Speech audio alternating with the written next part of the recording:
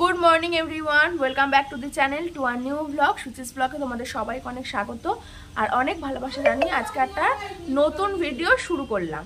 তো আজকের হচ্ছে মঙ্গলবার আর এখন বাজে বেলা 11টা থেকে আজকে ব্লগটা শুরু করলাম। চলো তোমরা সারাদিন সাথে থাকো, দেখতে থাকো। আজকে মোটামুটি সকালবেলা অনেক আগে ঘুম থেকে উঠেছি, 9টার সময় ঘুম থেকে উঠে গেছি আজকে। তারপরে টিফিন করে নিয়ে মাছ কাটা হয়ে গেছে, মাছ টাছ কেটে এখন এই বসেছি।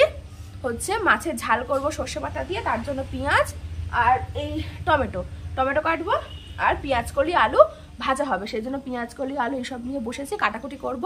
মাছ কেটে মাছের নুন হলুদ মাখানো হয়ে গেছে, মাছটা ভাজতে দিই। মাছটা ভাজতে তেলটা গরম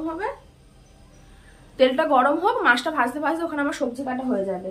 বাকি আজকেকার ব্লগ মানে কালকেকার ব্লগ এখনো আপলোড হয়নি, এই সবে রেন্ডার হচ্ছে, ফোনে সবে এডিট করে রেন্ডারে বসিয়েছি, রেন্ডার হবে তারপরে ব্লগ আপলোড করব। মোটামুটি এখন অনেক কাজ, তাড়াহুড়ো করে অনেকগুলো কাজ করতে হবে, তাই জন্য ভিডিও এতক্ষণ শুরু করতে পারিনি। এইসব কাজগুলো তো সারছিলাম, সেজন্য ভিডিও শুরু করতে পারিনি। তারপর ভাবলাম যে না, তাড়াতাড়ি ভিডিওটা শুরু করি, বেলা হয়ে যাচ্ছে, কখন আর শুরু করবো বলো। চলো তোমার সারাদিন সাথে থাকো, আবার পরে আসছি।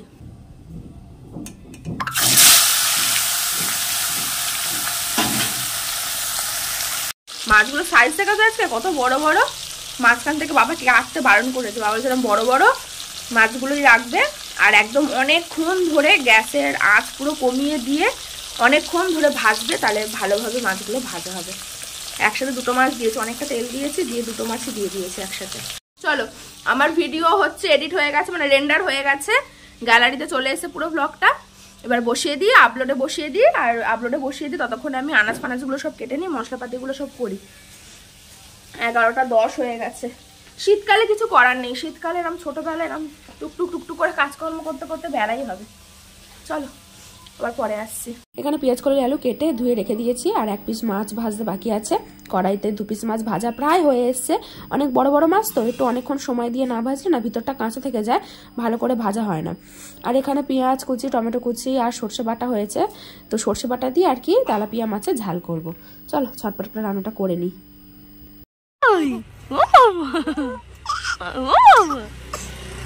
কি আর কাশি হয়েছে, আবার কাশি হয়েছে।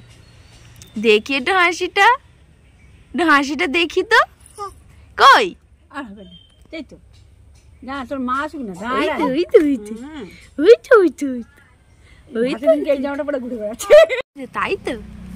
তাই তো শোনা। ও বাবা এগুলো চুমুত আছে, এক্ষুনি ঢুকে যাবে গালে মালে। তাই তো, মা কই মা কই? ভেতর থেকে বসে আর কি সুন্দর ডাকছে সবাইকে। আয় গেল পড়ে গেল পদ্মা পড়ে গেল পদ্মা পড়ে গেল। এই তো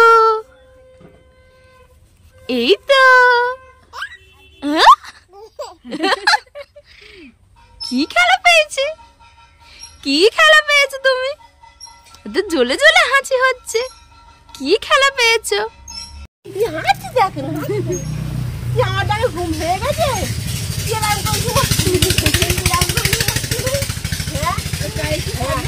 ভাত খাবো, মাছের ঝাল, পেঁয়াজ কালো আলু ভাজা। কি ভাত খাবে?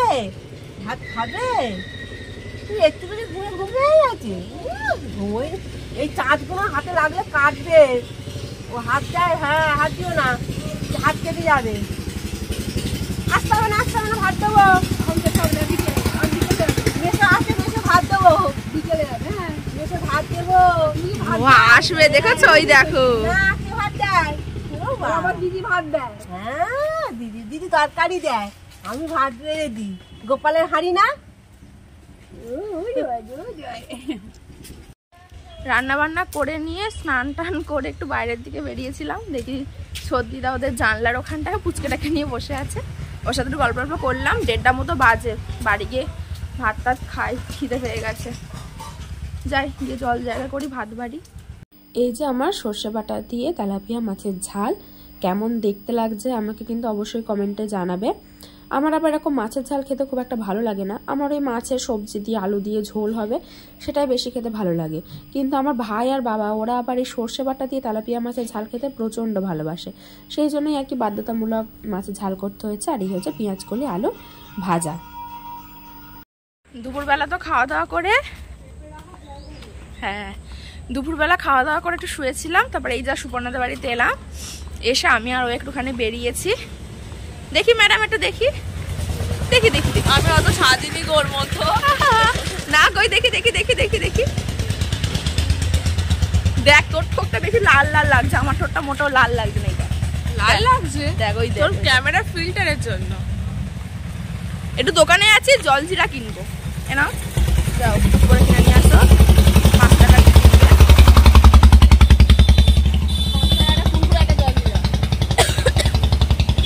তারপরে একটুখানি ঘুরতে বেরোবো, ঘুরতে মানে নাইটি পরে বেরিয়েছি, একটু পাড়ার ভেতরে যাবো, একটু পাড়ার ভেতরে ঘুরে ঘুরে দেখবো।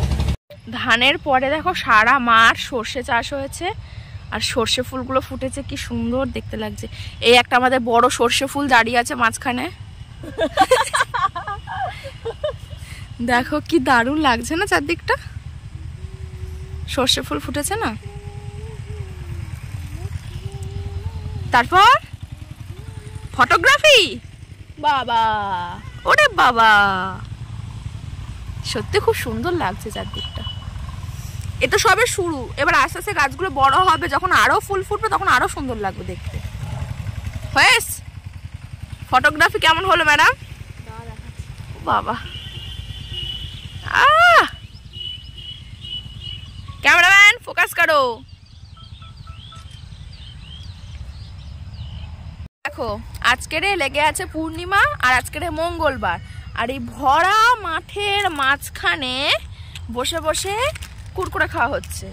যদি ভূতে ধরে আমাকে তো তার দায় কিন্তু সুপর্ণার, ভূত ছাড়াতে হবে। যদি ভূতে ধরে যদি আমাকে ভূতে ধরে তো বাপির কাছে নিয়ে যাবে সুপর্ণা, সুপর্ণাকে বাপির কাছে নিয়ে যেতে হবে। বাপিটাকে একটু পরিচয় দিয়ে দে।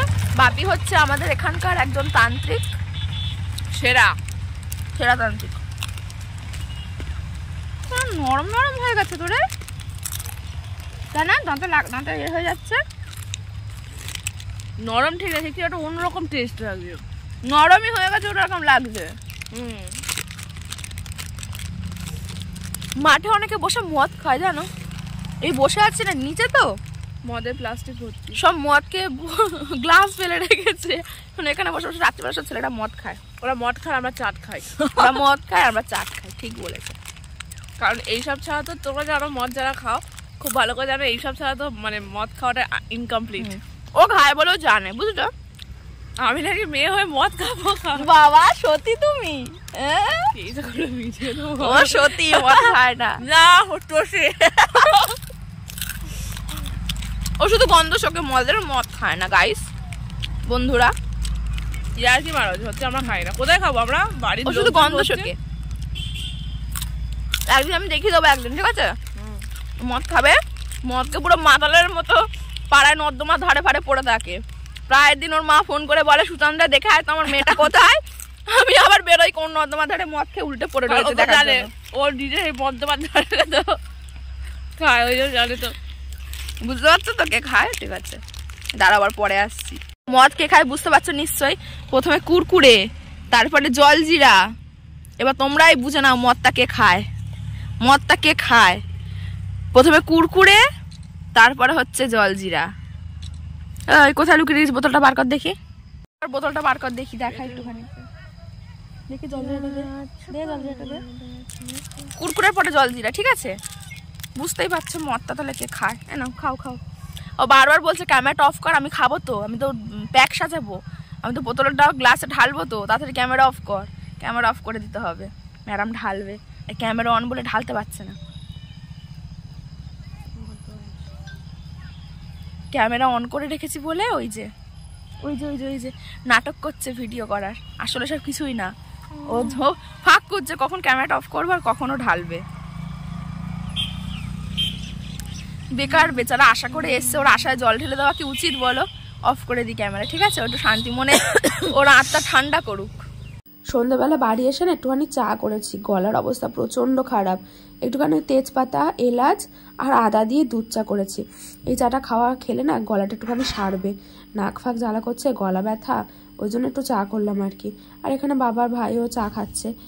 চলো চাটা খেয়ে নি, যদি গলাটা একটু সারে। চা খেয়ে সারা সন্ধ্যে শুয়েছিলাম, একটু ওঠার ক্ষমতা ছিল না। সন্ধ্যেবেলা সবাই দেখলে না দুধ চা করে খেলাম আদা টাদা দিয়ে। আমি কথা বলতে পারছি না, নাকের ভেতরে এত পরিমাণে সর্দির জন্য বিরক্ত লাগছে, অস্বস্তি লাগছে, সেরকম কাশি হচ্ছে। আর আমাদের আবার দমের কষ্ট হয়, মানে দম নিতে কষ্ট হয়, সব একসাথে হচ্ছে। প্রচণ্ড ঠান্ডা লাগিয়ে ফেলেছি, প্রচণ্ড। কি পরিস্থিতির মধ্যে যে আমি ব্লগ করছি, কথা বলছি, সেটা একমাত্র আমি জানি। সন্ধ্যের পর্যন্ত না তাও ঠিক ছিল, সন্ধ্যের পর থেকে তো আমি আর কিছু করতে পারছি না। কথা বলছি দেখো, দম নিতে কষ্ট হচ্ছে। সন্ধ্যাবেলা চাটা খেয়ে শুয়েছিলাম, নাক যা শিরশির করছে, নাকের মধ্যে এত অস্বস্তি হচ্ছে।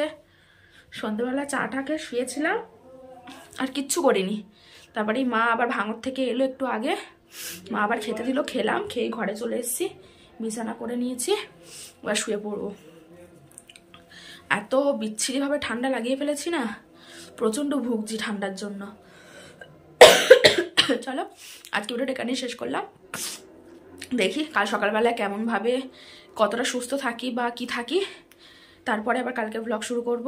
যদি দেখি যে একদম কথা বলতে কষ্ট হচ্ছে, দম নিতে কষ্ট হচ্ছে, তাহলে হয়তো কালকে কোনো ব্লগ আসবে না। এখন ঠিক বলতে পারছি না, কাল সকালটা না হলে। বাকি আজকে ব্লগটা এখানেই শেষ করলাম, বেশি কথা বলতে ভালো লাগছে না। চলো সবাইকে টাটা জানিয়ে আজকের ব্লগটা শেষ করলাম। গুড নাইট সবাইকে।